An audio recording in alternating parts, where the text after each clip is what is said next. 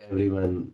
मेरा नाम है आमिर और आप देख रहे हैं आपका प्यारा सा यूट्यूब चैनल जिसका नाम है SMPS माने सीखो मगर प्यार से। और आज हम क्या सीखेंगे?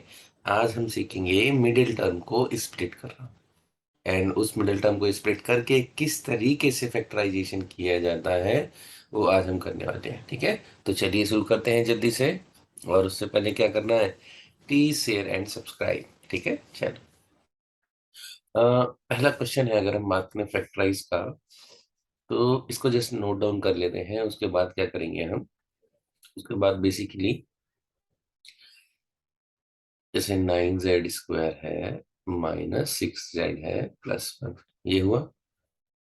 अब स्प्लिट कैसे करना है? पहले तो चीज आपको ये चीज मालूम होनी चाहिए, स्प्लिट किसको करते हैं। तो स्प्लिट हमेशा मिडल टर्म को करेंगे, ये चीज याद रखो, ये मिडल टर्म है, मिडल टर्म। ठीक है, और इसी को हमें स्प्लिट करना है। ठीक है, तो इसको कह सकते हैं मिडिल टर्म स्प्लिट। ये चीज पहली होगी, पहला स्टेप का हो गया। अब दूसरे स्टेप की बात करें तो दूसरे स्टेप में आपको एक चीज याद रखनी है कि स्प्लिट इसी को करना है। अब इसको स्प्लिट करने का मतलब है कि इसको ऐड या सब्ट्रैक्ट की फॉर्म में लिखना है। ऐड या सब्ट्रैक्ट की फॉर्म में मतलब जैसे कि हमारा ये -6z है, इसको हम क्या लिख सकते हैं? -3z। -3z लिख सकते हैं क्योंकि आप देखो इनको ऐड करोगे तो -6 आएगा। ऐसे भी स्प्लिट कर सकते हो। और अगर मैं आपको बताऊं -4z, -6z को हम क्या लिख सकते हैं? -4z -2z, ऐसे भी लिख सकते हो, है ना। हम देखो और बताता हूँ, और भी बहुत सारे तरीके हैं स्प्लिट करने के, पर एक एक कंडीशन यहाँ लग जाती है, तो जिस वजह से हमें सिर्फ एक ही टर्म यूज कर सकते हैं इनमें से। चलो वो देखते हैं कौन सी है। -5z -z, और देख लेते हैं -6z = -7z माइनस +z। तो यहाँ पर हम देख पा रहे हैं, क्या देख पा रहे हैं कि एक जो मिडिल टर्म है इसको स्प्लिट करने के कई तरीके हैं। स्प्लिट करने के कई तरीके हैं, पर आपको इनमें से कौन सा चूज करना है, ये बहुत बड़ी समस्या है। अब वो कैसे चूज करेंगे वो चीज आपको दिखाता हूँ। देखो यहाँ कितना है? 9। और यहाँ कितना है? 1। तो इन दोनों को मल्टीप्लाई करना है। जैसे इन दोनों को मल्टीप्लाई करते हैं तो कितना आएगा? 9 × 1 आपका जो है 9 आएगा। ठीक है, अब यहाँ पर ऐसी वैल्यूज आपको देखनी है जिनका मल्टीप्लाई 9 आ रहा हो। पहले नीचे से शुरू करते हैं। 7 × 1 नहीं आएगा, तो ये नहीं हो सकता आपका मिडिल टर्म। 5 × 1 नहीं हो सकता ये भी। 4 × 2 नहीं, 8 होगा। 3 3 9, यस, ये आपका मिडिल टर्म स्प्लिट आपका यूज हो जाएगा। बात समझ गए? क्या करना है मिडिल टर्म टर्म में स्प्लिट करने में? मैं एक बार फिर बता दे रहा हूँ आपको।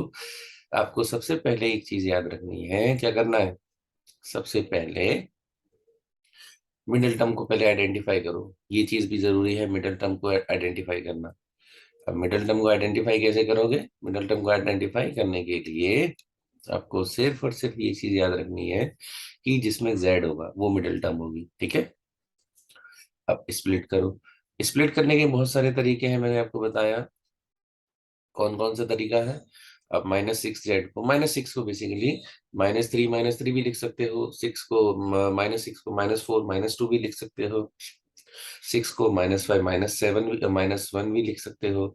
और -6 को -7 +z भी लिख सकते हो। आएगा तो 6 ही। अब कौन सी टर्म हमें स्प्लिट वाली यूज करनी है वो कैसे पता चलेगा? वो हमें यहाँ से पता चलेगा। इसको बस यहाँ रख लो और इन दोनों को मल्टीप्लाई करो। इसका वैल्यू कितना आया? 9 आया।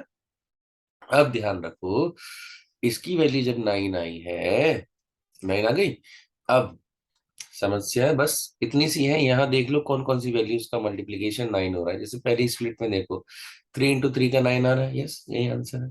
तो यानी कि इस टर्म को आपको स्प्लिट की तरह यूज करके आंसर लेके आ जाना है। ठीक है, बाकी वही है, कॉमन आप करते रहो। कॉमन जैसे मैंने आपको बताया, कॉमन वाला मेथड भी मैंने आपको बताया ना कि किस तरीके से कॉमन लेते हैं। और कॉमन लेना अगर आप सीख रहे हैं तो उसका बहुत जगह आपका यूज है, बहुत जगह यूज है। ठीक है, तो चलो कर लेते हैं सॉल्व। ठीक है, इसको सॉल्व करते हैं।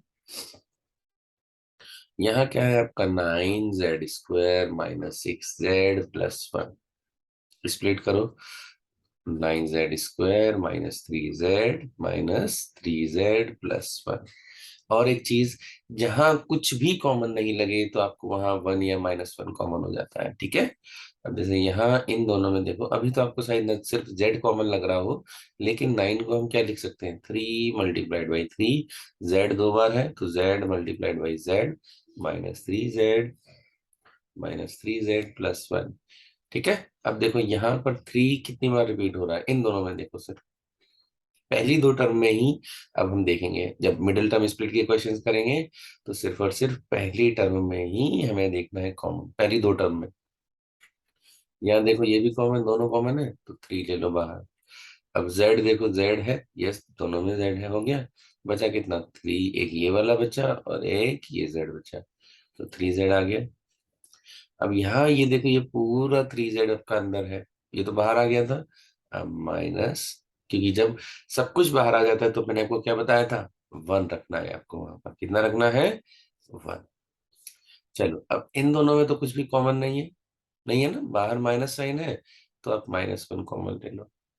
-1 कॉमन लेते ही अंदर के भी तो साइन चेंज हो जाएंगे, मतलब अंदर जो चीजें जाएंगी, जैसे ये -3z था तो ये +3z, ये प्लस था तो ये माइनस। और एक पते की और बात बताओ, देखो ये और ये टर्म हमेशा एक जैसी ही आएंगी, एक जैसी आएंगी हमेशा। चलो सॉल्व करते हैं। तो अब देखो ये दोनों एक जैसी ही तो है, 3z - 1।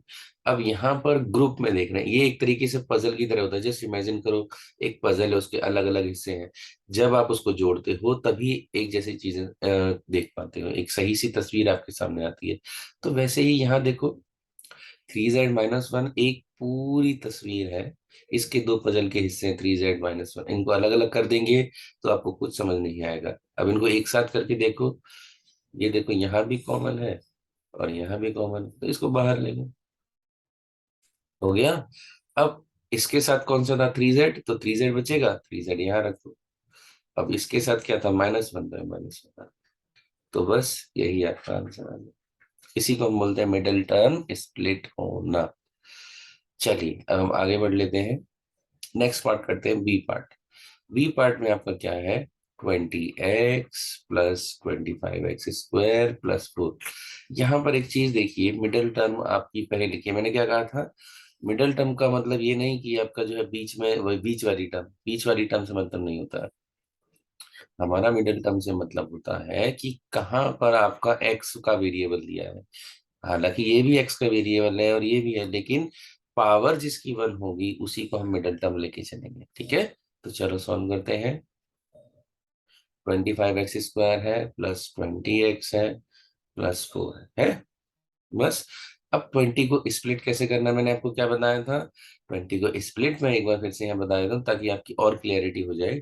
20 को हम 10x + 10x भी लिख सकते हैं, और क्या लिख सकते हैं इसको, प्लस या माइनस, प्लस की टर्म्स में लिखना है, ठीक है। और आप इसको लिख सकते हो 18x + 2x, और भी बहुत सारे तरीके हैं। और मान लेते हैं इसको आप लिख सकते हो कैसे, ये है आपका 18 + 2x हो गया।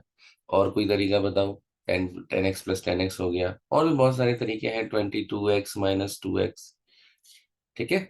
अब यहाँ देखो, यहाँ तो सारे प्लस में है तो प्लस माइनस वाली टर्म तो आप ले ही नहीं सकते।